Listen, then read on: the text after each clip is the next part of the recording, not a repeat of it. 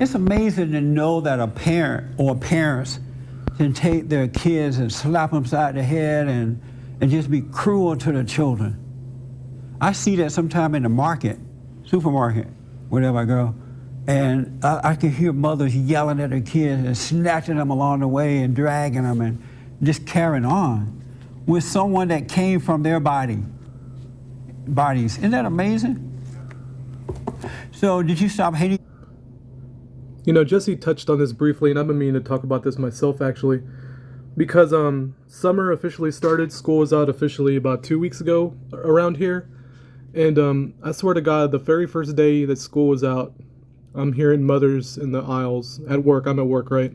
I'm hearing mothers yelling at their kids down the aisle, being very impatient with their children. And like Jesse says here, you know, snatching them along, telling them to shut up, you know, just basically dragging them around places they don't want to be dragged around. And I'm just showing this as a little proof here, because this recording was back in 2010, so this has been going on for a while.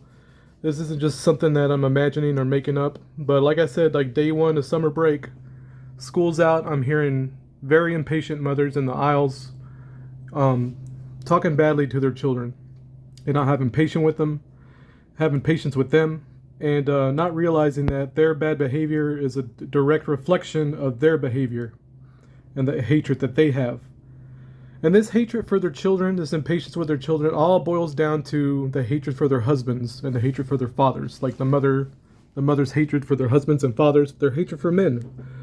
Because even if they don't acknowledge this on the material level, on the physical level, they'll acknowledge it subconsciously on the spiritual level, that our children come from the fathers. And they know this. And this is why our children, let's say you're a father, this is why your children looks like you. Your child looks like you. Like my daughter, for instance, is basically a carbon copy of me. And that's just the way it is. And mothers subconsciously know that at a spiritual level, that children are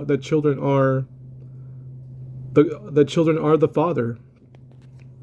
They're the physical embodiment of the father.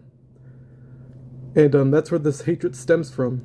It's a lot deeper than that. Like, it stems from the hatred for their fathers, and that spiritual trauma they go through as children. They just keep passing it along, and that's what this whole church service is about. How parents transfer their anger to their children. It's very interesting. I'll leave a link in the description if you're interested in hearing what he has to say. And like I said, he briefly touched on this. And I was kind of taken aback when he said it, because I never really heard anyone put it in that way or even talk about it, about the impatience of mothers in public and out in the open too, because they're just not ashamed of it. If y'all just keep your eyes open, you'll see this as well, because I don't hear fathers yelling at their children in the aisles. I hear mothers doing that. And that's just the way it's always been. Like, every now and then there's exceptions to the rules, right? You'll hear a father being impatient. And a lot of times, like after the fact, I'll find out that it's actually the stepfather acting this way. So these children don't even belong to them, and they're still wilding out like this.